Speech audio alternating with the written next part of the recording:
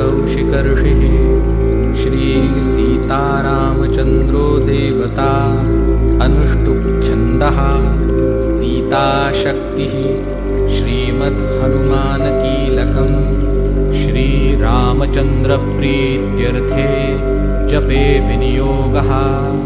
अथ ध्यानम् ध्यायेदाजानुबाहुं धृतशरधनुषं बद्धपद्मासनस्थं पीतं वासोवसानं नवकमलदलस्पर्धिनेत्रं प्रसन्नं वामाङ्कारूढसीतामुखकमलमिलल्लोचनं नीरदाभम् नानालङ्कारदीप्तं दधतमुरुजटां मण्डनं रामचन्द्रम् इति ध्यानम् चरितं रघुनाथस्य शतकोटिप्रविस्तरम्